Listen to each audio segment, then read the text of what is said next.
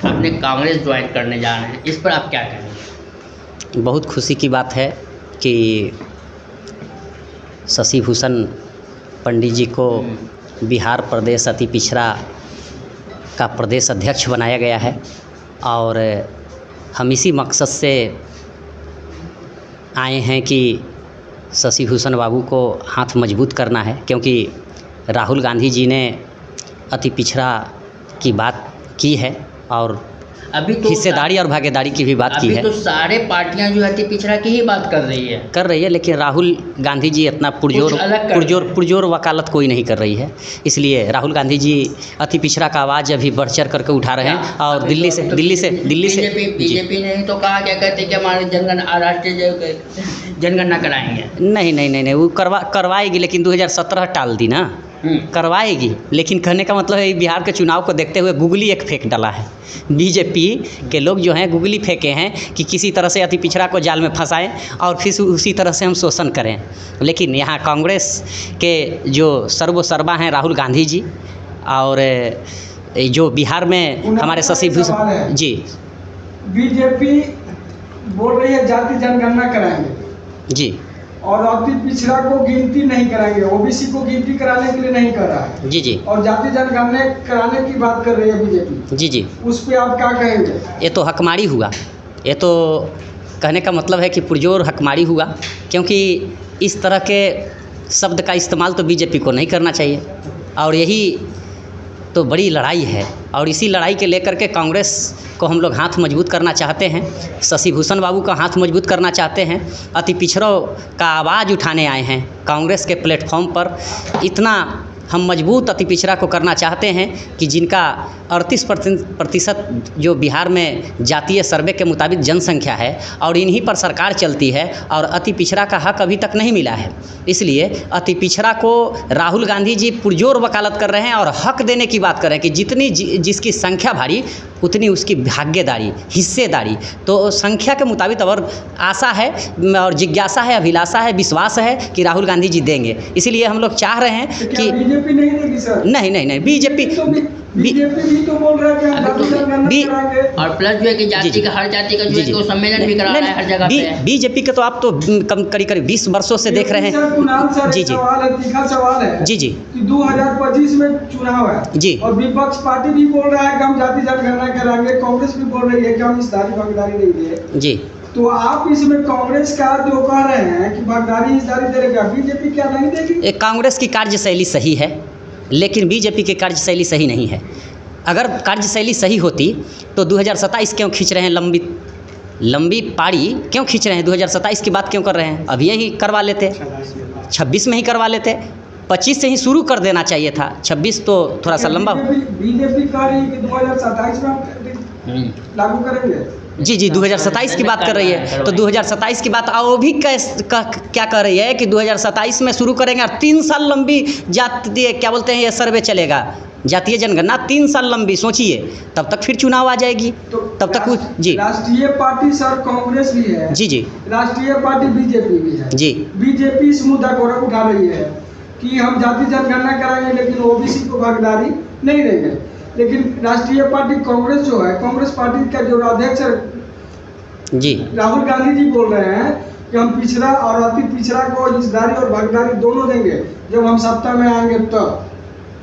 तो राहुल गांधी जी सही बोल रहे हैं। राहुल गांधी जी का जो है कहना सत्य है, क्योंकि अगर राहुल गांधी जी इस स्टेज पर नहीं आते, अति पिछड़ा की भागीदारी की बात नहीं करते, और आप तो देखे हैं हमेशा संविधान की बात कर रहे हैं, जातीय जनगणना। आज जो मोदी सरकार जो झुक गई है राहुल गांधी जी के सामने, तो सबसे बड़ी चीज़ है कि ये श्रेय राहुल गांधी जी का जाता है, क्योंकि राहुल गांधी जी ने खुल कर के बातें को रखे थे, क्या बोलते हैं, पार्लियामेंट में कि हम जातीय सर्वे करवा करके रहेंगे और इसी सत्र में कराएंगे। देखिए, मजबूर होकर के मोदी सरकार को झुकना पड़ा। संविधान को सब विपक्ष भी संविधान को मानता है, संविधान को लेकर विपक्ष भी चल रहा है जी, राहुल गांधी भी चल रहे हैं, बीजेपी भी चल रहा है, आरजेडी भी चल रहा है बिहार में। जी, चल रही है। तो कहने का मतलब है कि बिहार में तो महागठबंधन है ही, तो आरजेडी हो या कांग्रेस हो या जो भी इनके अलायंस पार्टियां हैं, तो सब तो महागठबंधन के अंतर्गत है। तो यहाँ तो लड़ाई दो ही में है, एनडीए वर्सेस महागठबंधन। तो महागठबंधन का शीर्ष नेता राहुल गांधी जी हैं जो कि देश के लीडर हैं, और तेजस्वी जी जो कि बिहार के लीडर हैं। तो कहने का मतलब है कि ये दोनों जानी मिल करके तो शुरुआत कर रहे हैं। हमेशा आप देख रहे हैं, अभी तो ये सत्य जताया जा रहा है बिहार में कि भाई महाराष्ट्र जैसा खेला ना हो, और तो आप जानबे करते हैं कि बीजेपी के लोग इस चीज़ में माहिर हैं। क्योंकि कुणाल सर, आप राजनीति का पकड़ भी आपको मालूम है, आप चुनाव भी पाटलिपुत्रा से लोकसभा के चुनाव भी लड़े हैं। चुनाव जब लड़े हैं लोकसभा का पाटलिपुत्रा से, तो आपको तो ये राजनीति का अनुभव ज़्यादा होना चाहिए सर। अनुभव ज़्यादा है, और हमें विश्वास भी है। जिस तरह से राहुल गांधी जी मांग कर रहे हैं कि बैलेट पेपर से चुनाव हो, और सारे पार्टियां मांग कर रही है कि क्या बोलते हैं बैलेट से हो, तो बैलेट से होगा तो सही होगा। इसलिए हम अपना अनुभव इसलिए बता रहे हैं कि बैलेट पेपर से हम 5वां स्थान पर हैं पाटलिपुत्र लोकसभा में। जी, बीजेपी बैलेट पेपर से चुनाव नहीं चाहती है। वो तो चाहती है कि ईवीएम से हो, ताकि हम बेईमानी शैतानी करें।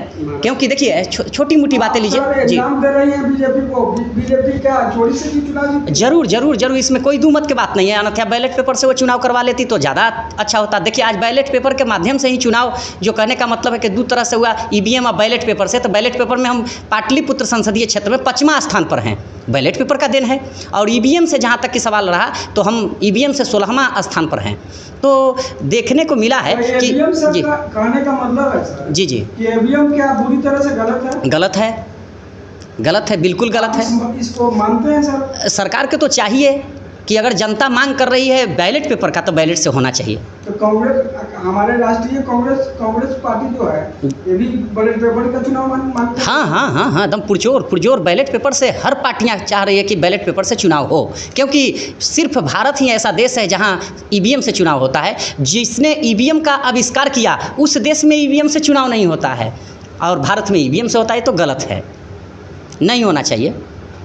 और इसके खिलाफ हमारी जितने भी पार्टियां हैं विपक्ष में, वो सारे पार्टियां जो है सुप्रीम कोर्ट भी गई है। इसलिए सुप्रीम कोर्ट भी इसके पक्ष में निर्णय नहीं दे रही है। तो ये थोड़ा सा निराशा हाथ लग रही है। इसलिए हम चाहेंगे कि बैलेट पेपर से चुनाव हो, और राहुल गांधी जी इसकी वकालत कर रहे हैं। संघर्ष जारी है। तो आप इस बार चुनाव कहाँ से लड़ने जा रहे हैं? अभी तो चुनाव आने पर ही बात करेंगे। अभी तो हमें कांग्रेस की हाथ मजबूत करनी है। जी, अभी चुनाव को हम नहीं सोच रहे हैं। आप तो बोल रहे हैं कि सर शशि भूषण सर को मजबूत करना है। हाँ, शशि भूषण सर को मजबूत करना है। इसीलिए तो हम बोल रहे हैं चुनाव की बात हम नहीं कर रहे हैं। चुनाव 2029 लोकसभा है, तो हम उसकी बातें नहीं कर रहे हैं। चुनाव नहीं, अभी हमें शशि भूषण सर को हाथ मजबूत करना है। चाहे जैसे इनको हाथ मजबूत करें, वो चाहे बिहार के कोई कोने में हो। शशि भूषण सर सामाजिक नेता हैं। जी, सामाजिक हैं। ओबीसी एसटी के बीच में जाके काम करते हैं। जी, आप इसके वजह से कह रहे हैं कि सामाजिक नेता है ना? हाँ, बिल्कुल, इसमें कोई दो मत की बात नहीं है। शशि भूषण सर के विचारों से हम परिचित हैं। इनके साथ हैं? जी, एकदम साथ हैं। अब हसनपुर सर का जो है 22 तारीख का कार्यक्रम है, उसमें भी हम लोग दल बल के साथ पहुंच रहे हैं। और हमेशा कहने का मतलब है कि शशि भूषण सर के लिए चाहे जितना हो सके मेहनत हम करेंगे। धन्यवाद।